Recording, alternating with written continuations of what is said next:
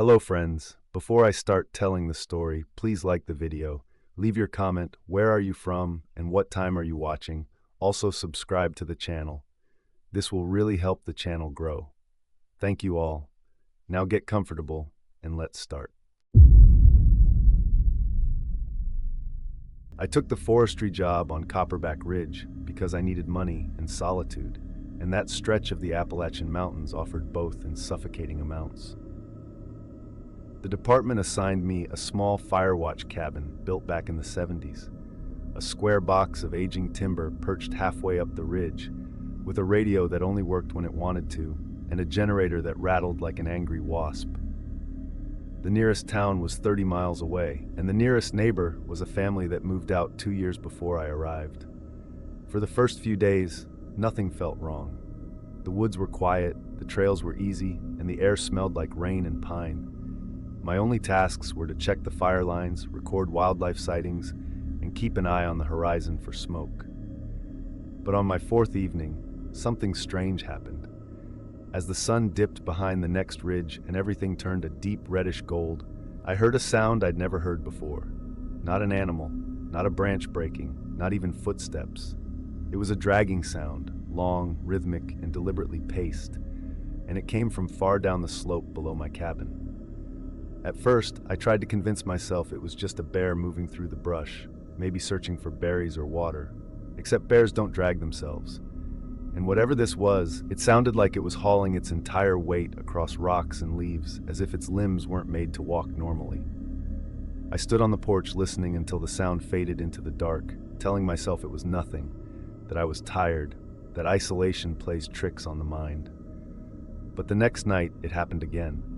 This time the dragging was slower, heavier, and closer. By the sixth evening, I realized it wasn't passing by. It was climbing toward my cabin. Always at dusk, always at the same pace, always stopping just before it reached the tree line near my yard, and always too far to see clearly, but close enough for me to feel the vibration of it through the ground. I started marking its progress on a map pinned to the cabin wall. Each night I estimated the distance by sound. It moved maybe 100 feet closer every dusk. Never more, never less, as if it had a path, a purpose, a schedule. On the 10th night I heard something new. Breathing, not the panting of an exhausted animal, not the slow, steady rhythm of something stalking prey. No, this sounded like someone dragging torn lungs along the ground, struggling to inhale, as though each breath fought against broken bones. It echoed strangely, almost doubled, like two sets of lungs trying to breathe through one body. I radioed the station in town. No one responded. On the 12th night, I tried shining my flashlight into the woods, but the beam seemed to get swallowed by the undergrowth. The dragging continued, unbothered. Leaves shifted, stones rolled, and just before it stopped, I heard a soft tapping. Not on trees, not on rocks, on my cabin's foundation. I slept with the lights on that night. The next morning, I hiked down the ridge to find signs of what had been moving. I expected torn brush, claw marks, disturbed soil, something, but the path was clean, too clean, as if nothing had passed through it all.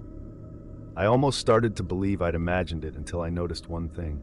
A small smear of something dark and sticky on a flat boulder about 50 feet from the cabin. I touched it. It wasn't sap. It wasn't mud. It smelled like wet metal. That evening, I considered leaving early and hiking out before dusk, but something in me needed to know what was coming. Curiosity is a disease in the mountains. Everyone warns you, but no one listens until something is already too close to stop.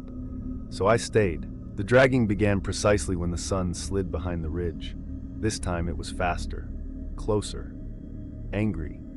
I felt the weight of it in my chest, like the air itself wanted to collapse around me.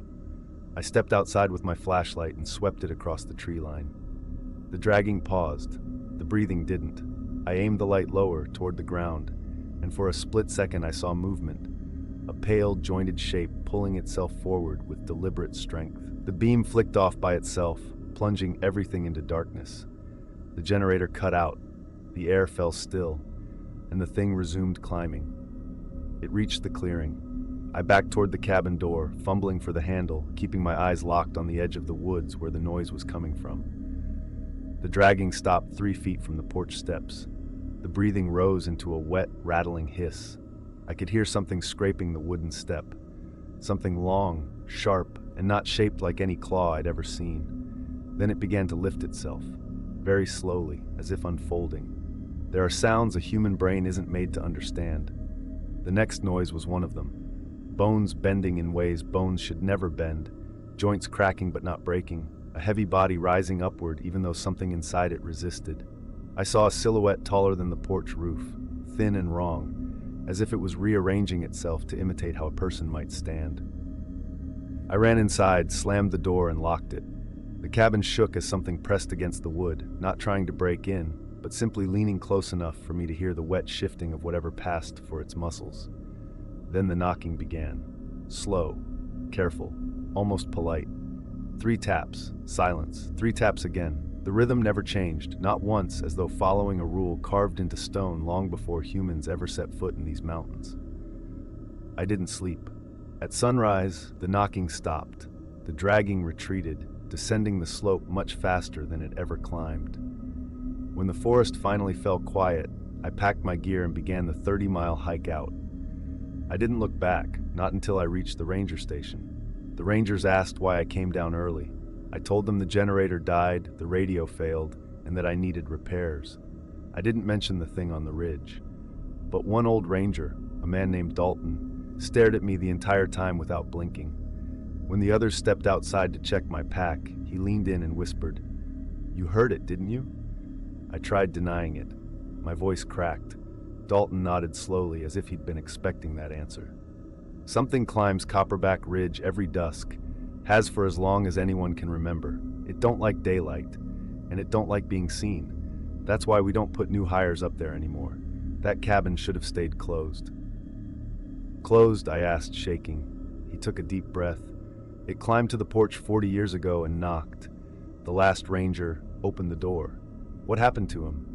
Dalton didn't answer. He just looked at my boots, the ones covered in that same dark metallic smear, and stepped back. I turned in my resignation that same morning. I never went back up to Copperback Ridge. But some nights when the wind is low and the mountains are quiet, I swear I can still hear it. That heavy, dragging climb moving slowly towards something only it knows. And I know this much, it never finished climbing. It was still getting closer. I've driven the back roads of the Appalachian Mountains my entire life. My family has lived in Clay County for 4 generations, and anyone from around here knows the rule. Don't drive strange roads after midnight, especially when the fog sinks low enough to touch. But rules never matter when you're exhausted, running late, and trying to get home before you fall asleep behind the wheel. That's exactly what I was doing the night I met her. I had stayed late fixing a busted generator at an old hunting cabin near Elk River, and ended up leaving hours later than planned. The fog rolled in just as I hit the unpaved road leading through a forgotten stretch of forest no one used unless they wanted to avoid the highway. I turned on my high beams, but the mist was so thick it just bounced the light back at me. The world outside my headlights disappeared into a wall of white. I slowed down, gripping the steering wheel so tight my knuckles hurt. The only sounds were my tires crunching gravel and the occasional drip of moisture hitting the windshield. I kept telling myself I was fine, I just had to stay awake, and that it was only fog, normal mountain fog. But then my radio cut out, not faded, not lost the signal, it died. Silence filled the car, pressed into my ears, heavy and unnatural. I reached to adjust the dial, but before I could touch it, someone tapped on my window, a soft, deliberate tap, then another. I froze. My foot hovered over the brake. I shouldn't have stopped. Every instinct in my body screamed at me to keep going, to drive, to pretend I hadn't heard anything. But exhaustion can make you stupid, and fear can make you curious. I braked. The fog swallowed everything outside, but a faint silhouette stood by the driver's side window, a woman's figure, small, thin, and unmoving. She didn't bend down or wave or do anything a normal person would. She just stood there. I cracked the window an inch. "Ma'am, you okay?" The silhouette leaned closer.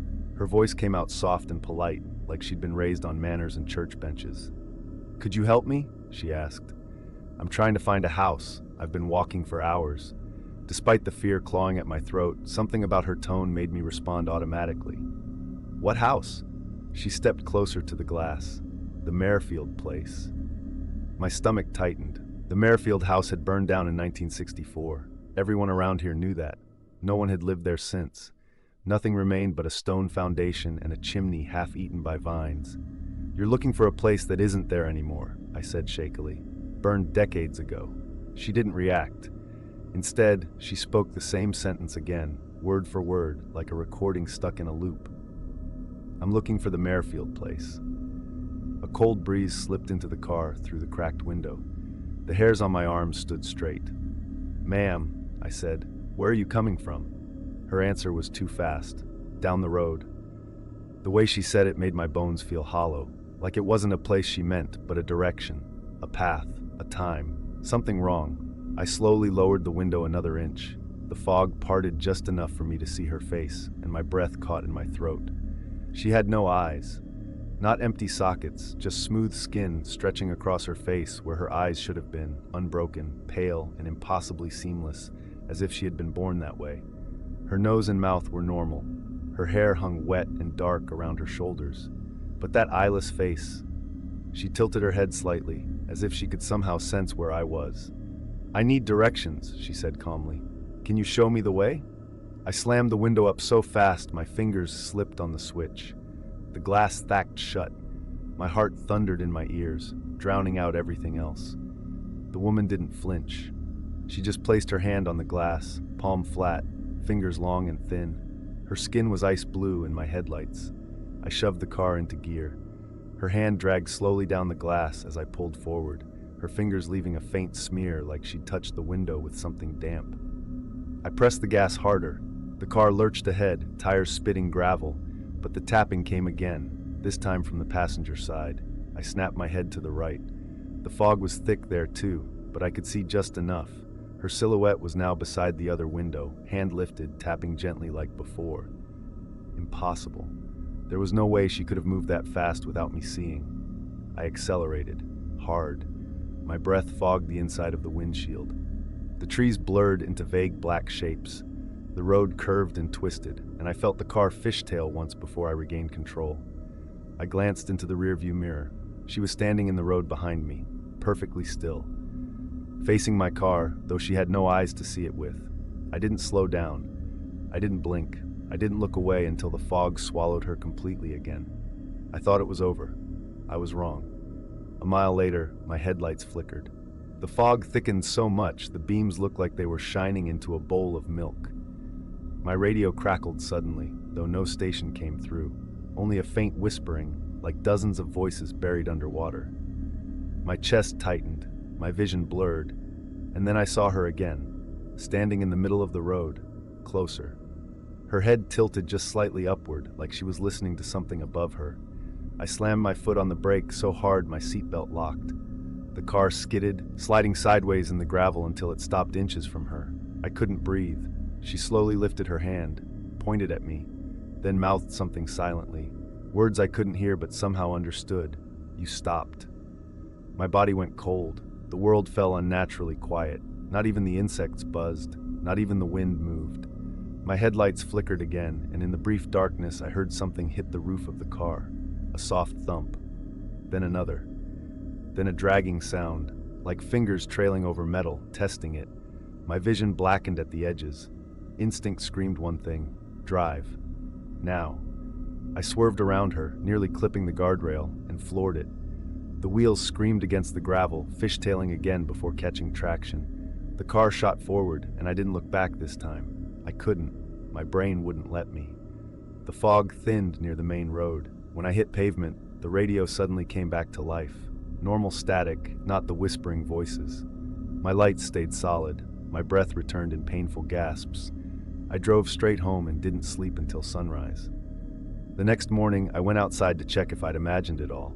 But on the passenger side window, faint but visible, was a handprint smeared across the glass. 5 long streaks, like someone dragging delicate fingers downward. The print was cold to the touch. A week later, I went to the county library and asked the oldest local historian about the Merrifield place. He sighed and told me something I wish I didn't know. that a woman from the Merrifield family had gone missing in the late 1950s. She'd been blind since birth. She often walked the roads at twilight, feeling her way with her hands. Her body was never found. People reported seeing her in the fog for years afterward, asking for directions she couldn't follow, searching for a house that wasn't standing anymore. Most folks don't stop for her, the historian said. You're not supposed to. Once you stop, she thinks you're supposed to guide her, and she follows you. I swallowed hard. What happens if she finds you again? He looked at me with eyes that said he'd seen too much. She'll ask you one more time for directions, and if you still can't take her where she's trying to go, she'll take you with her. I haven't driven that road since. And now, whenever the fog rolls in thick and low, I close the blinds, lock the doors, and pretend I don't hear soft, polite tapping on the windows after midnight. Because I know she's still looking, and she remembers the car that stopped. I never believed the stories about Laurelback Hollow. Folks around Clay and Nicholas County always said the place had a way of pulling people in, like the mountains wanted company. Old miners whose families moved away decades ago claimed to hear voices calling them to come back home, even though their cabins were long gone. I used to laugh it off, but I stopped laughing the night I watched a cabin turn its own lights on, and then off, and then on again, with nobody inside. It happened last fall, not far from where my cousin and I liked to hunt. We'd rented a small shack near an old game trail, a rough little thing with wood rot in the corners and a porch that leaned like it wanted to collapse. Nothing special. But across the hollow, maybe a quarter-mile away through the trees, sat another cabin, older, darker, and abandoned for at least 30 years. Everyone called it the Decker place. The first night we stayed there, I noticed something strange around dusk while cleaning my rifle on the porch. I glanced through the trees and saw a faint, warm glow inside the Decker cabin, as if someone had lit a lantern. I blinked, leaned forward, and squinted. The place had no electricity, no windows intact, no working chimney. It was barely a structure at all, but the glow stayed there, pulsing faintly against the missing slats. "Hey, Aaron," I called. "Look at that." He stepped outside, cracked open a beer, and followed my gaze. The light flickered once, then vanished. "Probably hunters," he said, "or squatters." "Then where'd they go?" He shrugged and went back inside. I tried to convince myself he was right, but something in my gut told me the cabin wasn't supposed to be lit, not after all these years. That glow had looked old, like a lantern from another century, not a modern flashlight. I pushed the thought away and went to bed. At 3:14 a.m., something woke me. A sound. A soft clicking, like someone tapping lightly on glass. Our cabin didn't have glass windows, just thin, cracked panes of plastic sheeting, so the noise didn't make sense. I lay still, holding my breath, listening. The tapping came again, slow, gentle, careful. I sat up. Aaron snored in the other room, completely oblivious. I crept to the window and peered out toward the hollow. The light in the Decker cabin was back, this time much brighter. I could see the outline of the window frame, or rather the hole where a window used to be, glowing like fire inside. Shadows moved across the opening, long and thin, twisting unnaturally slow as if someone were pacing inside. A chill slid down my entire spine. There was nobody living in that cabin. Nobody had lived there since 1983, when the last Decker disappeared into the woods and never came out. I backed away from the window and didn't sleep the rest of the night. The next morning, I told Aaron what I'd seen. He laughed and told me I was probably dreaming. But when we hiked out to check the deer signs, he stopped suddenly on the trail. "Hold up," he said, pointing at the ground. Just off the path, near the base of a dead pine, were footprints. Not fresh ones, old ones, but not weathered, not crushed by rain, not filled in by leaves. Perfect footprints, deep, distinct, and cold when I pressed my fingers into one. The weirdest part? There were no footprints leading away, only toward the Decker cabin. We followed them as far as we dared, but the woods felt wrong that morning. Too quiet. No birds, no wind, not even squirrels rustling in the brush. The deeper we walked, the more the trees seemed to lean inward, narrowing the trail. The footprints ended 20 feet from the cabin. No sign of anyone leaving. Just dead brush, broken boards, and that sagging roofline. "Let's just head back," I said. Aaron didn't argue. That night, something hit our cabin wall. Hard. The impact rattled the picture frame above my bed and sent dust raining from the ceiling. Aaron stumbled out of his room cursing. What the hell was that? Before I could answer, we heard it again, a heavy thud on the outer wall, followed by a dragging sound. Something scraping along the siding. Something big. My heart hammered so hard I could barely breathe. "Grab the rifle," I whispered. He did. We cracked the door open, trembling, expecting a bear or a drunk hunter, or at least something we could understand. But the clearing outside was empty. The trees were motionless. The air hung thick and cold. And across the hollow, the Decker cabin lights turned on again. Bright, blazing, flickering wildly. No shadows moved inside this time, but something stood in the doorway. A tall silhouette, thin shoulders, a neck tilted slightly forward, one arm hanging too low, the other bent at an angle that looked painful. The figure didn't step out. It just stood there with the orange glow behind it, watching us from across the hollow. Except it had no eyes. I didn't want to believe that at first. I tried to tell myself I wasn't seeing clearly through the distance and the flickering light.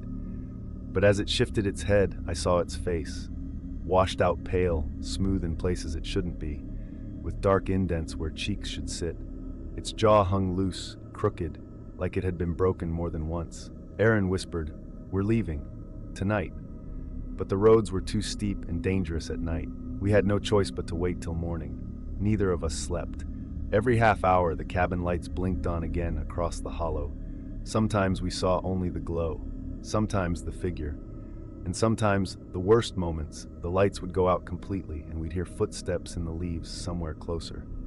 By sunrise, we were ready to run. We packed fast, shoving gear into bags without folding anything. When we stepped outside, the forest looked normal again. Birds sang, leaves rustled in the breeze. The Decker cabin sat empty and dark like it always had. We started down the trail. Halfway to the truck, we passed by the dead pine. The footprints were gone, completely erased. But in their place, carved deep into the bark, were 5 long gouges spaced like fingers. Fresh gouges, wood still curled outward, sap still wet. The hairs on my neck stood straight. We didn't talk again until we reached the truck. As I loaded my pack, a thought hit me so hard my knees weakened. "Aaron," I said slowly, "we didn't leave the cabin lights on, did we?" He froze. "No, we turned everything off before we left." We stared through the thinning trees. Our rental cabin sat far up the hollow, and its lights, every single one, were blazing. Not flickering, not glowing faint, burning, as if it were calling someone back. We sped away so fast, gravel flew against the truck frame. Neither of us glanced back. We returned the keys at the ranger station without explaining, and when the ranger asked if everything was okay, we just said the roads were rougher than expected. A week later, I drove past the area again. I shouldn't have. But that's the thing about Appalachian fear. Part of you always wants to look again, even when you shouldn't. The Decker cabin was dark, silent, rotting like always. But at the exact second I passed the gap in the trees where our rental cabin sat, something happened. A light turned on, just one. A bedroom light, the same room I had slept in. The glow lasted 3 seconds, then snapped off. I floored the gas and didn't slow down until I hit town. I haven't gone back to Laurelback Hollow since, but sometimes when I walk past my own bedroom window at dusk, I swear I see a faint glow flicker to life inside. And I know it's not the bulb. I know it's not the lamp. It's something waiting, something that remembers me, something that turns lights on when it wants you to come home. I grew up hearing warnings about Darkwater Hollow, an old strip of forest tucked behind a mountain ridge most folks avoided without needing to be told. My grandmother used to say the place had a memory, that the land itself listened when people talked and sometimes answered back. I always thought she meant echoes, just old mountain superstition, nothing more. I stopped thinking that the night the hollow repeated my voice, but not the way an echo would, not even close. It happened late last October. My friend Mason and I had been hiking around the county, scouting spots for a short hunting trip. We weren't deep into the hollow, just skirting along its upper ridge. The whole place felt strange, quiet in that way that isn't peaceful, but expectant, like the woods were holding their breath. Around dusk, The trees started leaning inward, closing out the light faster than normal. Mason joked that it looked like a cathedral someone forgot to finish building. I didn't laugh. Every step felt like we were walking into someplace old and forgotten. We reached a clearing just as the last sliver of sun sank behind the ridge. I cupped my hands around my mouth and yelled jokingly, "Y'all got any deer down there?" The sound traveled down into the hollow and stopped. No echo, no return, just swallowed. Mason grinned. "Try again." So I yelled louder, "Hey, anybody down there?" Silence. Then something answered. At first I thought it was an echo finally catching up, but echoes don't start soft and get louder as they rise. They don't take long, thin breaths between syllables, and they don't sound like a person learning how to use your voice while they speak. My blood turned cold as I listened. "Anybody? Down there?" The words stretched too long, vowels dragged like someone trying to mimic human speech but getting the timing wrong. Mason's smile vanished. "That wasn't you," he whispered. "No," I said, "it wasn't." We didn't move. The woods didn't move. For a moment, it felt like everything in that hollow was waiting for us to speak again. I didn't, but Mason did. "Hello?" he called out, voice cracking. The reply came nearly instantly. "Hello?" His name wasn't Mason anymore. It sounded like his voice if something hollowed it out from the inside, leaving it thinner, wetter, stretched around a shape that wasn't human. Mason stepped backward. "No," he said, "we're leaving." We turned and headed toward the ridge path. Then the voice called again. "Don't leave." I don't know how to explain it except to say the tone was wrong, not desperate or angry, but curious, like it had just discovered something new and didn't want to lose it. We kept walking. The voice followed. Not from far below, from halfway up the slope. Branches snapped, leaves shifted. Something was climbing, fast and deliberate, matching our pace like it was crawling up the hollow wall directly toward us. Mason stiffened. "It's coming up." We broke into a run, my lungs burning immediately. The path narrowed as the forest crowded in. For a second, I thought we were going to get trapped, boxed in by trees that grew too close together. But we squeezed through and scrambled up a jagged rock ledge that led back to the ridge trail.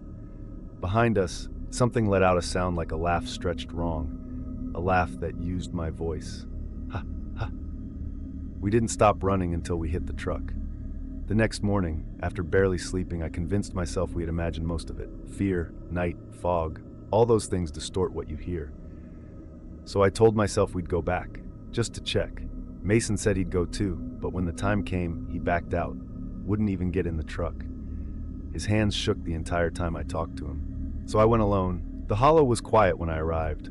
Morning sun filtered down through the trees, turning everything gold and harmless.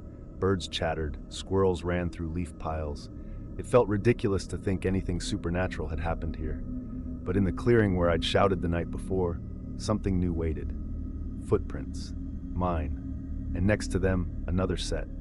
Bare feet, too long, too narrow, toes stretched in a way that looked painful, or simply not meant for walking like humans do. The prints followed mine exactly step for step, as if something had been placing its feet inside my tracks. I crouched to look closer. The earth was moist, and the prints were deep, fresh. Whatever had made them had weight. I felt the air shift, not a breeze, a change. The woods around me fell completely silent. Birds stopped singing. The air pressed heavy and cold. My throat tightened. I stepped backward. Behind me, from somewhere deep in the hollow, a familiar voice called out, "Hey!" My voice. But it wasn't an echo. It wasn't even close. It said the word wrong. Too bright, too sharp, as if it had practiced it dozens of times and still didn't fully understand it. I didn't respond. The trees creaked as something moved down below. Branches cracked softly, like fingers brushing against bark. I turned and hurried up the trail, glancing back every few steps. Halfway to the ridge, I looked back one last time. Something stood in the clearing, tall, thin. Its limbs too long, shoulders slumping forward as if unused to standing upright. Its skin was the dull gray of wet stone. The head was tilted, listening, waiting. And when it heard me step on a branch, it spoke again. "Hey." This time the voice cracked in the middle, like something pulling sound from a throat that wasn't built right. I ran. For the next 3 nights, something came to my house. I never saw it, but I heard it. At first I thought it was the wind brushing the siding. But then I heard footsteps, slow, dragging, like something uncertain how much weight to put on each step. They circled the house, always pausing beneath my bedroom window. The third night, just after midnight, my phone buzzed. A voicemail. My number. My own phone had somehow called me. I played the message with shaking hands. Static hissed for 10 seconds. Then, "Don't leave," in my voice, except breathier, wetter, like it spoke through a mouth full of water. I threw my phone across the room. I didn't sleep. The next morning, I went straight to my grandmother's house. She lived alone in an old cabin on the side of the mountain, and she met me at the door before I even knocked. "You went into the hollow," she said. Not a question, a statement. I nodded slowly. She shut the door behind me and locked all 3 bolts. Then she lit a candle and placed it on the table between us. "You shouted your name down there, didn't you?" "I yelled," I said. "I don't know if I said my name." She looked at me with a sadness that chilled me more than anything else. "The hollow doesn't echo," she said quietly. "It remembers. It hears what you say and tries to give it back, but it can't get it right. It never has." I sat down hard. "What does it want?" She took a long breath. "Company, voices, things that sound alive. It doesn't have its own, so it steals pieces of whoever wanders close. Some people hear themselves calling. Some hear loved ones. Some hear things that should have stayed silent." My stomach twisted. "What do I do?" She leaned forward. "Don't answer it." I swallowed hard. "What happens if I do?" Her voice dropped to a whisper. "Then it knows you're listening, and once it knows that, it learns the rest." It's been 6 weeks since then. The footsteps outside my house have slowed, but they haven't stopped. Some nights I hear a soft tapping on my window around 3 a.m., not knocking, tapping, like fingertips. Last night I heard something else, a whisper outside the glass. "Hey, it's me," my voice again. Almost perfect this time. Almost. The vowels were right, the timing was right, only one thing was off now. The breath behind the words wasn't human. I haven't spoken a word aloud in 3 days, because now I understand the truth. Every time I speak, the hollow listens, and every time it listens, it learns. Soon it won't just repeat my voice wrong. Soon it'll repeat it exactly. And when it does, I think it'll come for the original. I've driven through the Appalachian backroads my whole life, long enough to know which shortcuts save time and which ones you should never take, no matter what anyone tells you. There's a road outside Summers County my dad always warned me about. "Don't drive Old Sycamore after dark," he'd say. "You'll end up somewhere you didn't mean to go." I thought he meant deer crossings, bad pavement, or drunk hunters. I didn't know he meant something else entirely. The night I found out, the fog rolled down the ridge so thick it swallowed the headlights of every car that came through. I had just left my friend's place after helping him move furniture, and my GPS rerouted me through Old Sycamore, like it always tries to when the main highway is under construction. I ignored it at first. Then I hit a roadblock where they were working late. The sheriff waved me off and told me to follow the detour signs. The signs pointed straight toward Old Sycamore Road. I cursed under my breath, made the turn, and told myself the stories were exaggerations, old mountain superstitions that didn't matter in the age of satellites and cell service. 10 minutes later, my phone lost signal. The fog thickened, and the road narrowed to a 2-lane line of cracked asphalt, with trees leaning inward like they were listening. After 20 minutes of driving, I saw a gas station ahead, small, old, the kind with a single flickering light over the pumps and a faded Coke sign hanging crooked above the windows. A dusty pickup sat parked beside the ice chest, but no one was inside. I slowed down but didn't stop. I didn't need gas. But as I passed, something odd caught my eye. The front door was wide open, and the lights inside were off. The sight sent a cold ripple through my chest, but I pushed the feeling down and kept going. I told myself someone forgot to close up, or maybe the owner stepped out to smoke. The mountains were full of weird little moments that didn't mean anything. I drove another 10 minutes, another 20. Fog thickened into a glowing wall that my headlights couldn't pierce. I glanced at the clock. 34 minutes had passed since I'd turned onto the road. Then I saw it again, the gas station. Same flickering pump light, same dusty pickup, same open front door. I hit the brakes so hard my seatbelt locked and squeezed my ribs. No, I whispered. No way. It wasn't another station, not a similar one. It was the same one. The ice chest was dented in the same spot. The neon beer sign in the window was half burned out. The hand-painted cold bait sign was crooked in exactly the same way. I drove around it slowly, heart pounding, trying to find some explanation, some rational reason. But then I noticed something I hadn't before. The gas station had no back, no side lot, no loading area, just a facade of a building like a stage prop, a wall of old boards where the back should have been. It wasn't a real structure. Okay, I muttered. I'm tired. I'm stressed. I need to turn around.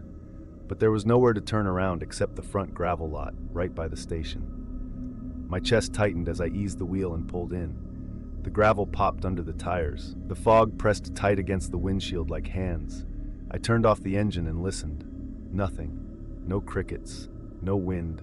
No distant trucks. Just absolute silence. I got out, leaving the door open behind me, and approached the building. The open front door creaked in a soft breeze I couldn't feel. Inside, shelves sat crooked and empty. Dust coated everything. The floorboards sagged like they'd rot through if I stepped inside. Still, something in me felt pulled. Like the door was waiting for me to cross the threshold. I didn't. I backed away and climbed into the truck. I put it in drive, and the engine didn't start. Not a click, not a cough, nothing. I tried again and again. I even swore at the dashboard like that ever helps. Dead. My stomach twisted. A nauseating wave of dread washed over me. I grabbed my phone. Still no signal, but the clock on my dashboard blinked once, 3:18 a.m. But it was 12:40 when I left my friend's house. I stared at it. The numbers looked wrong, too bright, too sharp, like they weren't made of LEDs but something else. Something that pulsed faintly. I gripped the keys again, gritting my teeth. The engine roared to life on the first try. Relief hit me so hard, I nearly sobbed. I floored it back onto the road and sped forward until the fog softened. For 10 minutes, nothing happened. The pine trees thinned, the road smoothed. I felt hope claw its way back into my chest. Then the curve ahead lit up with a familiar flicker. No, I whispered again, throat tightening. The gas station appeared. Same pumps, same sign, same truck. Except this time, the truck's driver's side door was open. That wasn't like before. Someone had gotten out, or something had. I didn't stop. I didn't look. I sped past, gripping the wheel so tight my fingers went numb. The fog swallowed the truck behind me. 5 minutes later, the silence broke, a loud thud on the roof, then a second one. I ducked instinctively and swerved, nearly hitting the guardrail. Something slid across the roof, scraping metal. My breath came in sharp, shallow bursts. Then it stopped. I didn't dare look. The fog grew thinner. Trees opened around me. I caught sight of a road sign ahead, and when I passed it, my stomach plummeted. Old Sycamore RD, 3 miles. I'd already been on it an hour. Then the radio crackled. Static hissed through the speakers, even though I kept the radio off. A voice began to form inside the noise, faint, watery, broken. Turn around. I twisted the dial, but the static grew louder. Turn around. No, I said. No, I won't. Turn around. The voice dissolved into a screech of feedback so sharp I slammed my palm into the radio until it went silent. Fog rushed forward again, and the gas station appeared for the third time, but now the lights inside were on. Bright, harsh, flickering like something was moving around inside the building. And something was. A dark shape passed in front of the window, tall, wrong, bending low enough that its head nearly scraped the counter. It turned as I passed, and though I couldn't see its face, I knew it could see mine. I didn't breathe until the station disappeared behind me. My chest hurt. My throat ached from holding back panic. I whispered to myself over and over, just keep going, just keep going. My headlights flickered. A single word hissed through the speakers of my radio, stop. I didn't. I pressed the gas pedal down until my foot trembled. The truck strained on the incline. And then, the fog cleared. Completely. A real intersection appeared ahead. The lights of a distant farmhouse glowed on a hill. The sky was lighter, touched by early dawn. I slowed to a crawl, afraid the world was about to fold and send me straight back to the gas station again. But the intersection stayed. When I hit the highway, my phone buzzed back to life and exploded with notifications. The time was 6:52 a.m. I had been on that loop for over 6 hours. I reported what happened to a sheriff's deputy later that day. He didn't laugh, didn't roll his eyes. He just listened quietly and tapped his pen against the clipboard. When I finished, he looked at me the way a doctor looks at a patient before delivering bad news. "You saw it 3 times, huh?" I nodded. He sighed. "Then don't take Old Sycamore again. Ever. That stretch doesn't like letting folks go once it's noticed them." "Noticed?" I whispered. He leaned forward. "That station burned down in 1974. The attendant died inside.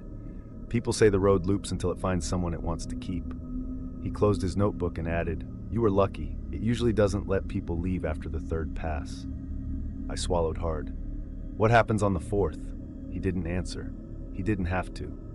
I haven't touched Old Sycamore Road since, but sometimes, when I'm driving late and the fog starts to gather, my radio crackles for a split second, just long enough for a faint voice to whisper, 'Turn around,' like the road is still looking for me, still hoping I'll make the wrong turn again." I've lived in the Appalachian foothills my whole life, and I've seen my fair share of strange things. Lights moving across hollows with no source, silhouettes on ridge tops that don't belong to any animal, voices in the woods that copy the exact tone of someone you know. But nothing ever stayed in my mind the way the girl in the creek did. The first time I saw her, I thought she was just a kid playing in the water at dawn. The second time, I realized she hadn't moved. The third time, I understood she wasn't human. It started last spring during trout season. My uncle passed down a family cabin beside Coldbrier Creek, a narrow strip of icy water running between steep moss-covered banks. I'd go there alone before sunrise, more for quiet than for fishing. The world felt lighter in those hours, like the mountains hadn't fully woken up yet. One morning, I reached the creek just as the sky turned a faint dusty blue. Mist hovered above the water in thin curls. I knelt at the bank, unpacking my gear, when I noticed something upstream, a small figure standing ankle-deep in the creek. A girl, maybe 10, barefoot, wearing a thin white dress soaked to her knees. I stood up straight, heart thumping. Kids didn't wander out here alone, especially not this early. Her back was to me, long wet hair clinging to her spine. She didn't shiver, didn't bend down to touch the water, didn't move at all. "Hey!" I called out.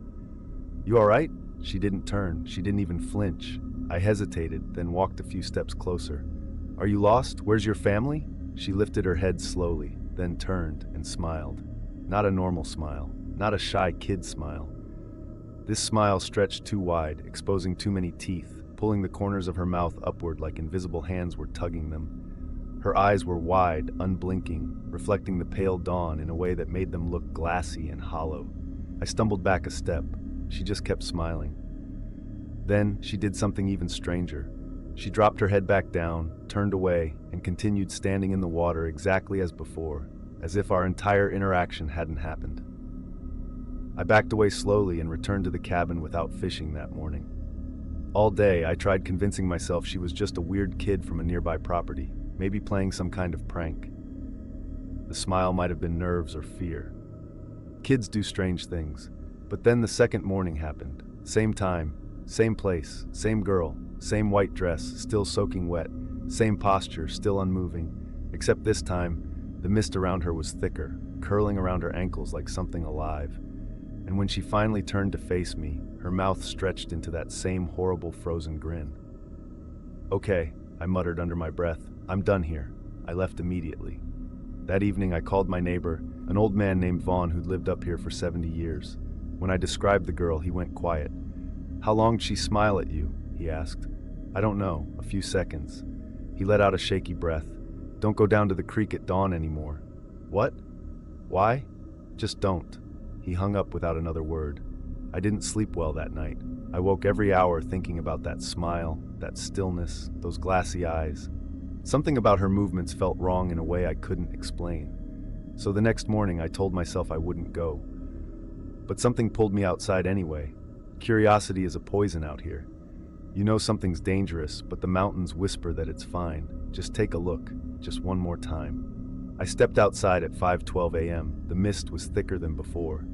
And from the creek, I heard splashing, slow, steady, rhythmic. My stomach twisted. I approached cautiously, staying behind the tree line. She was there. Only this time, she wasn't standing still. She was walking, very slowly, very awkwardly, taking small, shuffling steps upstream against the current, her feet dragging along the stones. Her arms hung limp at her sides. Her hair floated in the water like she was half submerged even when she wasn't. She paused, turned her head, and smiled directly toward the trees where I was hiding, even though I hadn't made a sound. No eyes reflect light that way. She wasn't reflecting the sunrise. Her eyes were glowing with their own faint, pale light. I stepped back, heart hammering. She stepped forward. The water splashed in slow, deliberate movements. I bolted. I didn't stop running until I reached the cabin, slammed the door, and locked it twice. My lungs burned. My hands trembled so badly I dropped the keys. For the next few hours I sat at the table, listening. Eventually, the splashing faded, and then silence returned. Around noon, I drove into town. I found old Vaughn sitting outside the general store drinking coffee. I walked up to him. "You know what she is," I said. He didn't pretend not to. He exhaled slowly. Coldbrier Creek's had stories about her since before my granddaddy was born. "Who is she?"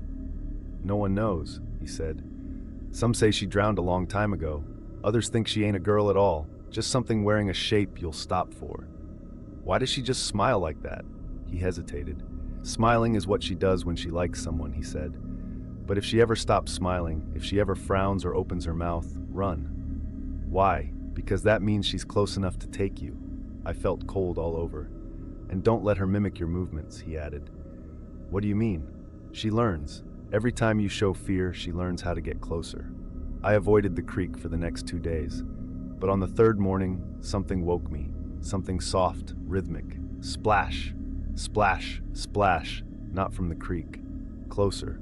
I sat up slowly, blood draining from my face. The sound came from behind the cabin. Splash! Like someone stepping in shallow water. But there was no water behind the cabin. I crept to the back window, heart pounding, and lifted the curtain an inch. She was there, standing barefoot in the mud, as still as the first time I'd seen her, facing the cabin, facing me. Her smile stretched impossibly wide, her wet hair plastered to her cheeks. Mud clung to her dress. But her feet were dripping creek water, even though the nearest water was 30 yards away. My breath hitched. She took one small step forward. Splash. Mud rippled at her feet, even though she wasn't in water.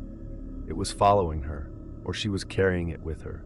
I backed away from the window, stomach twisting into knots. I grabbed my keys and rushed out the front door. But when I reached the truck, something made me freeze. A wet, barefoot print on the hood, another on the windshield, and another on the driver's side door, as if she'd walked across it earlier.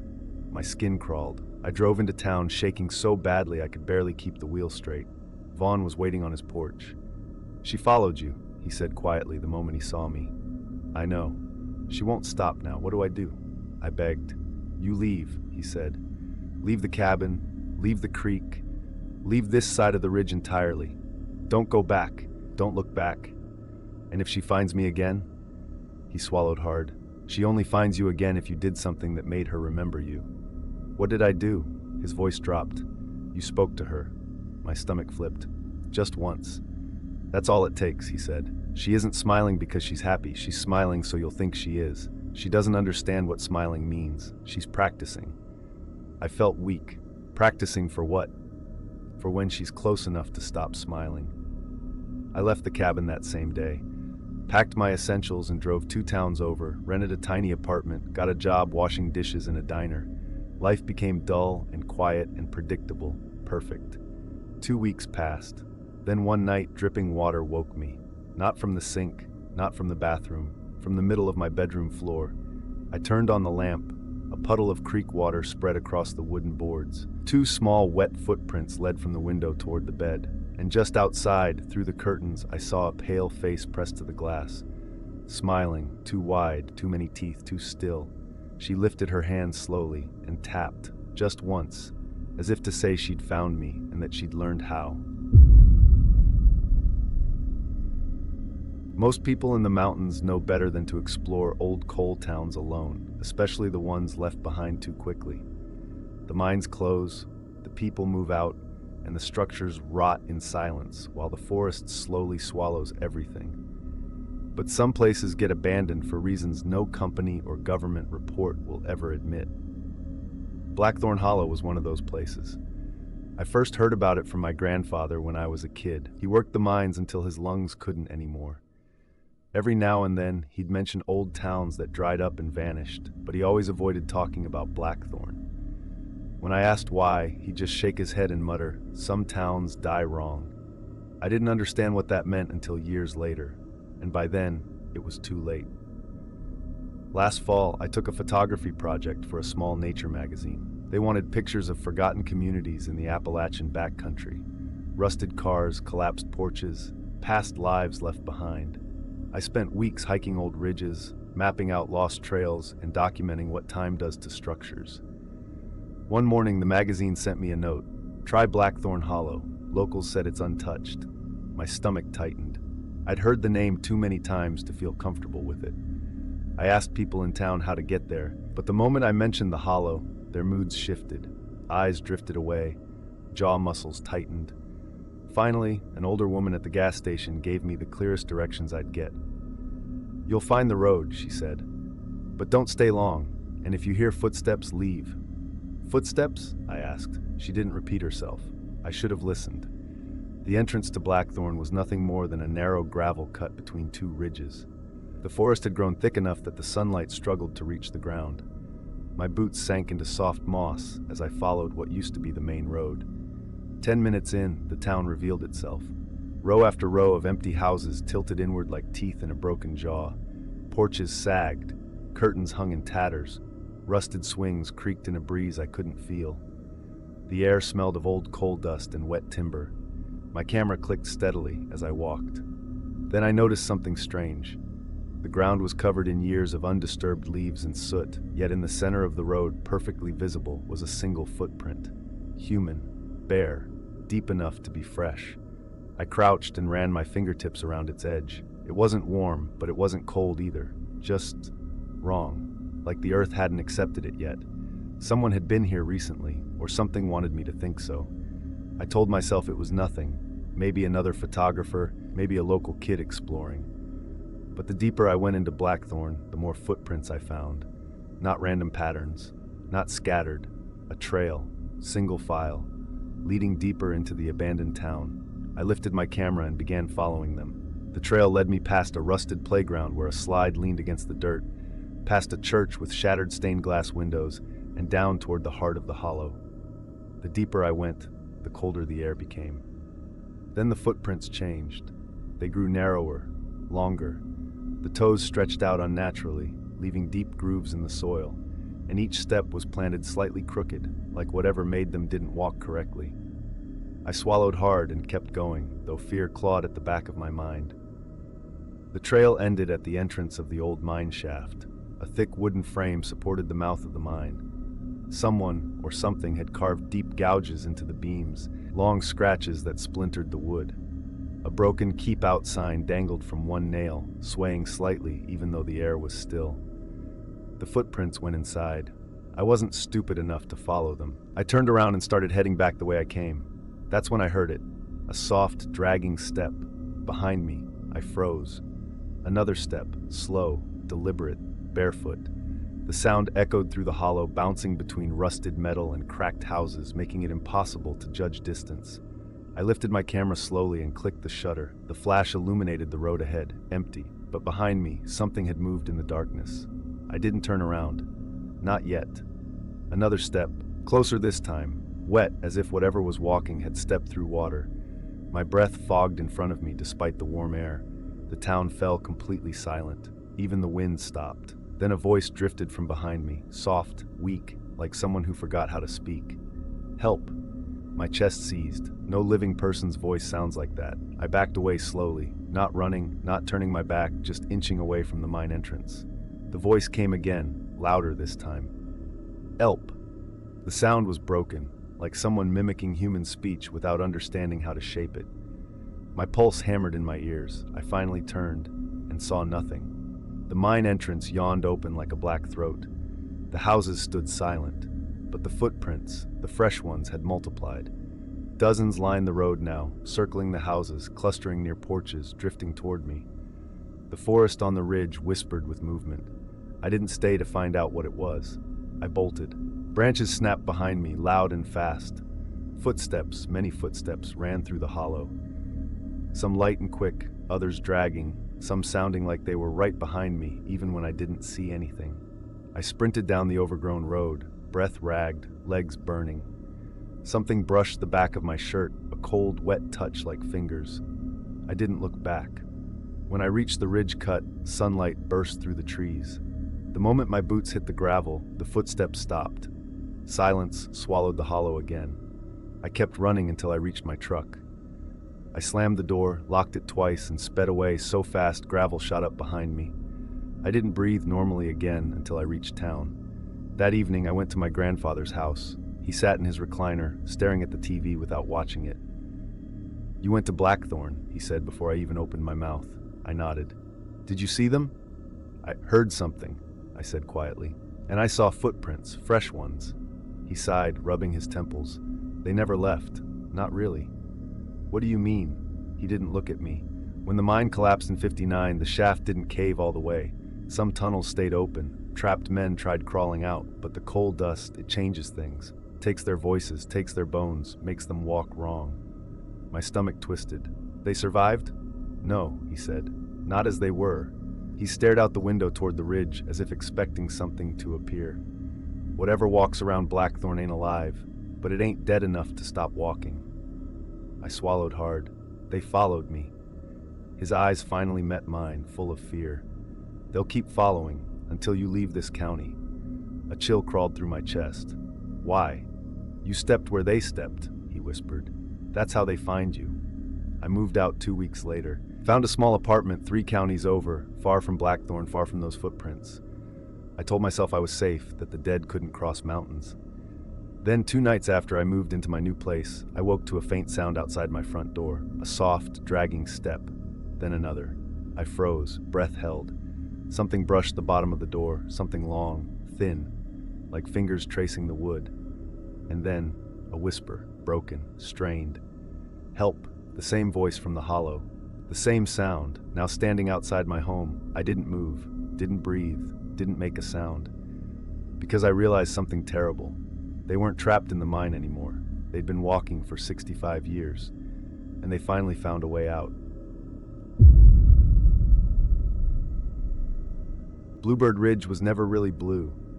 The name came from an old family rumor, something about the sky turning an unnatural shade just before a bad storm rolled in. But to the people who lived near it, the ridge had a different meaning, a warning. Nobody hunted there past dusk, nobody camped there alone, and nobody ignored the sound of snapping branches. I didn't understand why until I spent a night up there myself. I had been scouting deer sign for the fall season. The ridge sat about 4 miles from my aunt's property, steep enough that you felt the climb in your calves, but manageable if you took your time. The trailhead opened into a series of rolling hills lined with tall pines, and from the top you could see the entire valley, mist curling like smoke, mountains folding over one another in layered shadows. It was peaceful, too peaceful. I set out around noon with my pack and rifle, planning to circle the ridge and head home before sunset. But as I followed a narrow game trail, something strange hit me. Birds weren't singing. The wind wasn't blowing. Not even insects buzzed. The woods felt held, like they were waiting. I tried brushing it off, blaming my nerves. Then I heard it. My first branch snapping. Crack. Sharp. Clean. Close. I froze. It wasn't the sound of a deer stepping on a twig. This was deeper, thicker, like a young tree limb breaking under pressure. I spun around, scanning the trees, but saw nothing. I kept going. Another snap echoed, then another, each one closer, paced with my steps, as if something walked in rhythm with me, always just out of sight. The trail eventually led me to a clearing near the top of Bluebird Ridge. Sunlight broke through the canopy in thin columns, lighting up fallen leaves like tiny sparks. I crouched to examine a fresh hoofprint when something in the tree line shifted. Not moved, shifted, like the shape of the forest had quietly rearranged itself. A tall figure, no details, just a darker patch among dark trees, stood for a moment unmoving. I blinked and it was gone. A chill crept down my spine. I told myself I was tired. Then a branch snapped behind me so loud it made my ears ring. I spun around, raising my rifle. "Who's out there?" Silence. No wind, no birds, no reply. just the feeling of being watched. I decided to cut the loop short and head back down before night hit. The shadows stretched long across the ground, swallowing the trail. Every few minutes, another branch snapped behind me. Always behind, always closer. At one point, I sped up to test something. The snapping sped up too. I stopped abruptly. It stopped a heartbeat later, like whatever made the noise had to react rather than mirror me. By the time I reached the ridgeline, I was sweating despite the cold. Then, another snap, and this time it wasn't behind me. It came from the left, then the right, then directly ahead, like several things circling. I gripped my rifle tighter. That's when I caught a glimpse of footprints on the trail, deep, wide, and too far apart to be made by any known animal. They pointed downhill, toward the direction I came from, and they were fresh. My breath hitched. Something else had been on this ridge earlier. Something big, maybe still here. I stepped back. A branch snapped directly behind me, so close it felt like breath on my neck. I ran. The trail twisted down the ridge in narrow switchbacks. Each turn brought more snapping, more cracking branches, some far, some near, some overhead, as if something massive moved through the canopy. Halfway down, the forest changed. Trees bent inward, forming a kind of crooked corridor. Their branches touched overhead, blocking out the sky. The air grew colder, and the light dimmed as if dusk arrived all at once. Then I smelled it. Wet earth, rotting wood, and something metallic, like rusted iron. I kept going anyway, because something was coming down the trail behind me, not running, not crashing through the brush, just walking. Slow, heavy, patient, snap, snap, snap. Each footstep broke another branch. My lungs burned, sweat stung my eyes. I didn't look back, I couldn't. Then without warning, the snapping stopped. I slowed, turned. The trail behind me was empty, but the silence was worse than the noise. "Okay," I whispered. "Okay, just keep moving." I took 3 steps forward. Something exhaled behind me, hot, damp, close. I leapt forward so fast I nearly tripped over a root. The trail opened slightly, giving me a glimpse into the dark woods to my right. Something sprinted parallel to me between the trees, fast, silent, keeping perfect pace. A blur of long limbs, pale skin, and joints bending at angles no human limb should. I ran harder. It ran harder. Branches exploded around me as if flung aside. Then the thing stopped. Just stopped. I kept running until the trees opened and I reached the bottom of the trail. My aunt's house sat ahead like a lifeline. I practically dove inside and locked the door behind me. I didn't sleep that night, neither did she, because something walked around the property until dawn. We heard it clearly, slow, deliberate steps in the gravel, then the sound of branches snapping in the tree line. Snap, snap, snap. The next morning, I returned to town and visited an old man everyone called Redwood Bill. If anyone knew the ridge's stories, it was him. He listened without interrupting, face growing paler the longer I spoke. When I finished, he sighed and rubbed the bridge of his nose. "You heard it," he said quietly. "You made it angry." "What is it?" He shook his head. "People call it the breaker. Old as the ridge, lives in the treetops, steps heavy enough to snap branches. Comes down only when something disturbs its paths." "I didn't disturb anything," I said. "You walked where it walks," he whispered. "That's enough." I stared at him, swallowing dread. "Does it follow people?" His voice lowered. "Only the ones who hear it too close." That night, back at my apartment, I lay awake listening. At first, nothing happened. Then, around 2:13 a.m., something cracked in the woods behind my building. One single snap, then another, each closer. Then right outside my window, snap. The glass trembled. My breath caught. A long shadow stretched across the curtains, tall, crooked, its upper half too thin, its head brushing the top of the window frame. I didn't move, didn't breathe, didn't blink, and after several unbearably long seconds, the shadow slowly turned and walked back into the trees. Branches shattered as it went, one after another. Snap, snap, until the sound faded deep into the forest. It hasn't come back, not fully. But every few nights, just before sleep, I hear a branch break somewhere far away. Sometimes just one, sometimes several, sometimes too many. And I know it's still up there on Bluebird Ridge, moving slowly through the trees, watching the paths it considers its own, waiting for the day I make the mistake of walking near it again. Because once you hear the breaker up close, it never forgets your footsteps, and it never stops listening for them.